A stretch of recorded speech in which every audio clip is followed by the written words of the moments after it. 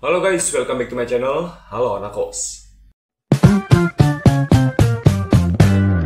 Bayangin guys, seorang presiden yang awalnya dieluh-eluhkan rakyat, yang katanya sih bakal membawa perubahan besar untuk Korea Selatan. Tapi akhirnya tumbang juga. Bukan karena perang, bukan juga karena kudeta militer, tapi karena pemakzulan, atau ya di kita tuh disebutnya dilengsarkan. Ia adalah Presiden Yoon Suk Yeol, Presiden Korea Selatan yang menjabat di tahun 2022. Ia resmi dimakzulkan. Nah pertanyaannya, gimana bisa ya seorang presiden yang punya kuasa begitu besar malah jatuh dalam waktu yang singkat? Nah di video kali ini gue bakal bahas kisah drama politik Korea Selatan yang panasnya mungkin bisa bikin drama Korea terasa hambar. Pokoknya jangan kemana-mana dan jangan lupa subscribe. Langsung aja, yuk kita bahas. Jadi guys, Yoon Suk Yeol terpilih pada tahun 2022. Ia datang sebagai sosok pembawa perubahan.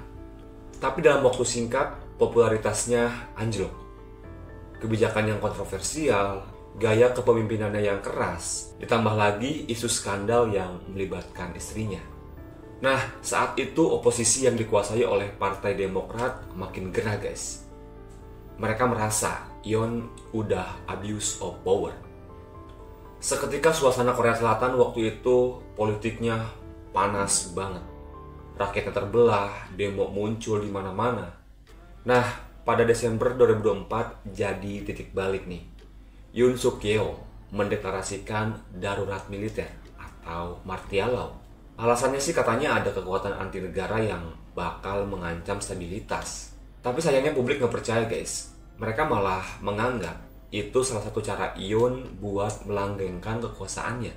Bahkan oposisi menuding kalau Yoon sudah melewati batas konstitusi. Suasana udah makin panas, protes besar di mana-mana, media udah penuh kritik. Nah, oposisi waktu itu langsung gercep. Mereka langsung ngajuin usulan impeachment yang dilayangkan ke Majelis Nasional. Tapi sayangnya voting pertama mereka gagal karena Partai Yoon memiliki People Power Party.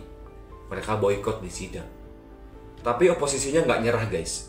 Pada tanggal 14 Desember tahun 2024 mereka ngajuin lagi voting kedua guys. Dan hasilnya 204 dari 300 anggota parlemen setuju untuk pemakzulan.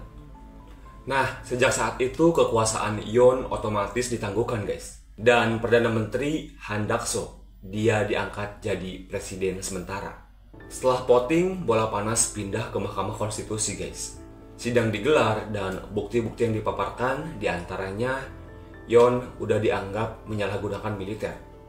Terus ia menghambat fungsi parlemen dan melampaui kekuasaan eksekutif. Publik udah deg-degan nunggu hasilnya. Dan hingga akhirnya pada tanggal 4 April tahun 2025 putusan bulat 8-0 Yoon resmi dimakzulkan. Dramanya belum selesai sampai itu aja guys. Karena rakyat masih terbelah. Ada yang sorak-sorai, ada juga yang protes keras. Dan hubungan luar negeri juga kena imbasnya. Karena Yoon sebelumnya dikenal keras terhadap Korea Utara dan dekat dengan Amerika Serikat. Tapi di sisi lain, dunia memuji demokrasi Korea Selatan guys. Karena sistem hukum bisa menjatuhkan presiden yang kelewat batas. Dan akhirnya pemilu darurat digelar pada tanggal 3 Juni tahun 2025. Dan pemenangnya adalah Lee Jae-myung. Dia rival abadi Yoon sejak lama. Nah guys, kisah Yoon Suk Yeol ini ngasih kita pelajaran besar guys. Sebesar apapun kekuasaan presiden, kalau dipakai seenaknya, sistem dan rakyat bisa menjatuhkan. Karena Korea Selatan udah membuktikan. Dan demokrasi mereka mungkin keras, tapi tetap jalan. Jadi kalau ada yang bilang politik Korea itu cuma seru di drama, percaya deh, kenyataannya jauh lebih dramatis guys. Dan ini bukan naskah drama, ini adalah sejarah nyata. Nah dan mungkin itu aja guys video gua kali ini. Terima kasih yang udah nonton, terima kasih yang udah subscribe. Thanks for watching, sampai jumpa di video berikutnya. Bye-bye.